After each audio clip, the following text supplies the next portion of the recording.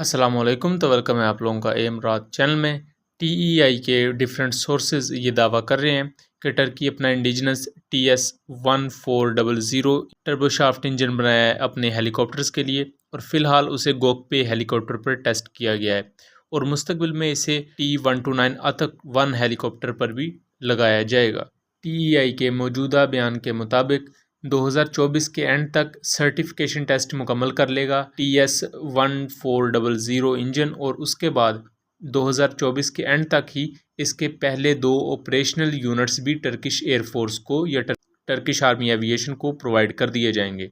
इसी तनाज़र में कुछ टर्किश सोर्सेज इस चीज़ की तरफ भी पॉइंट आउट कर रहे हैं कि यही इंडिजिनस इंजन्स पाकिस्तान को जब T-129 हेलीकॉप्टर्स दिए जाएंगे तो वो इन्हीं इंडिजिनस इंजन्स के साथ आएंगे, ना कि अमेरिकन CTS-800-4A इंजन्स के साथ। पाकिस्तान 2015 के अवाइल में इस हेलीकॉप्टर में यानी कि टर्किश T-129 में काफ़ी ज़्यादा इंटरेस्टेड था कि पाकिस्तान अपने पुराने कोबरा हेलीकॉप्टर से इनको रिप्लेस करेगा। टर्किश साइड ने 2017 में इसका दावा भी कर दिया कि पाकिस्तान 30 के करीब T-129 हेलीकॉप्टर्स लेगा और इस तमाम डील की लागत $1.5 बिलियन होगी। लेकिन कहानी में ट्विस्ट तब आता है जब अमेरिका CTS-800-4A टर्बोशाफ्ट इंजन देने से मना कर देता है। ये इंजन बुनियादी तौर पर रोल्स रॉयस और हनीवेल मिलकर आपस में बनाती हैं। रोल्स रॉयस यूके की कंपनी है जबकि हनीवेल अमेरिका की कंपनी है। अमेरिका जब इन इंजन्स की थर्ड पार्टी को एक्सपोर्ट के लिए लाइसेंस इशू नहीं करता तो ऑब्वियसली पाकिस्तान को ये हेलीकॉप्टर्स नहीं मिल सकते थे, और बगैर इंजन के पाकिस्तान इन हेलीकॉप्टर्स का क्या करता। सो तब ये तमाम डील खटाई में पड़ जाती है। 2019 में या 2020 में पाकिस्तान की मिलिट्री की तरफ से भी DGISPR के थ्रू भी कुछ इस पर मुबहम से बयानात आते हैं, लेकिन 14 अप्रैल 2023 को टर्किश एरोस्पेस इंडस्ट्रीज़ के CEO तामिल कोताइल अपने एक इंटरव्यू में ये बयान देते हैं कि पाकिस्तान के साथ डील अभी कैंसिल नहीं हुई, और दूसरी तरफ पाकिस्तान इसी साल Z-10ME हेलीकॉप्टर्स भी चाइना से लेगा। पाकिस्तानी ओसेंट्स ये दावा करते हैं कि पाकिस्तान टर्किश और चाइनीज़ टेक्नोलॉजी को मिलकर अपने मुल्क में यूज़ करेगा, यानी कि हमारे पास T-129 हेलीकॉप्टर्स भी होंगे और Z-10ME हेलीकॉप्टर्स भी होंगे। यहाँ एक बहुत अच्छी चीज़ हमें देखने को मिलती है कि टर्की अपना इंडिजिनस इंजन T-129 हेलीकॉप्टर्स में लगा के पाकिस्तान को देगा। इससे ज़ाहिरी बात है अमेरिकन इंजन का जो एक डर होता है किसी भी मुल्क के ज़हन में, वो मुस्तकबिल में हमें नहीं होगा। लेकिन यहाँ कुछ ऐसे डार्क रियलिटीज़ भी हैं जो हम इग्नोर नहीं कर सकते। अगर हम अमेरिकन इंजन की बात करें जो कि CTS-800-4A टर्बोशाफ्ट इंजन है, T-129 हेलीकॉप्टर में यूज़ होता है, इसकी थ्रस्ट है 1360 हॉर्स पावर, और ऐसे 2 इंजन T-129 हेलीकॉप्टर में यूज़ होते हैं। जबकि जो इंडिजिनस इंजन है टर्की का TS-1400 इंजन, इसकी टोटल पावर है 1000 हॉर्स पावर, जबकि जो टर्की का इंडिजिनस इंजन है TS-1400, इसकी टोटल थ्रस्ट या टोटल पावर है 1000 हॉर्स पावर, यानी कि अमेरिकन इंजन से 360 हॉर्स पावर ये कम पड़ता है।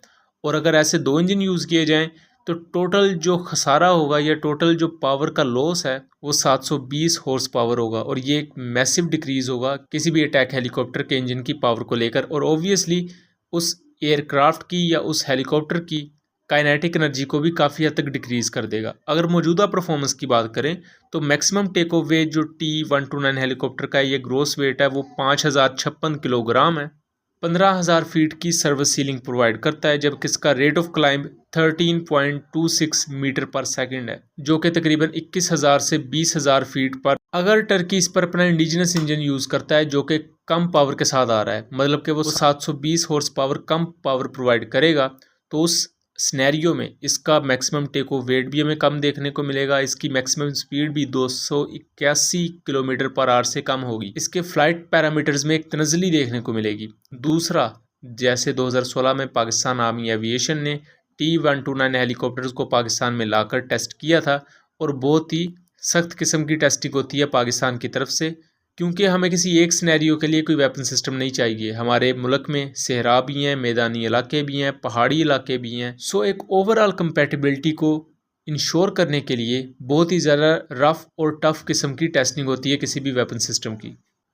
सो ये वो हिसाब है कि आसमान से गिरा खजूर में अटका। मतलब अगर हम अमेरिकन इंजन लें जो कि ज़्यादा पावर के साथ आते हैं तो उसमें बड़ा मसला ये आएगा कि अमेरिका हमें उसकी एक्सपोर्ट लाइसेंस नहीं प्रोवाइड करेगा। एक्सपोर्ट लाइसेंस के बगैर टर्की कभी हमें बेच नहीं सकेगा और इवेंचुअली हम T-129 हेलीकॉप्टर को यूज़ नहीं कर सकते।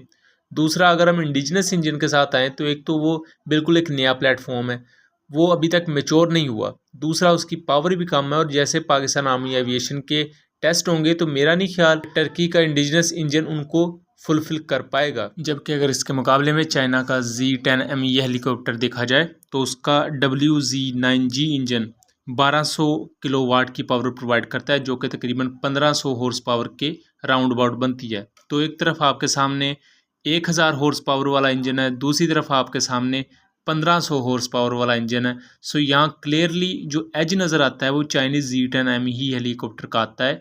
इवन दो टर्की अगर अपने इंडिजिनस इंजन को ऐड कर भी दे तो उसकी थ्रस्ट थोड़ी होगी, लेकिन फिर भी पाकिस्तान आर्मी T-129 हेलीकॉप्टर में इंटरेस्टेड है।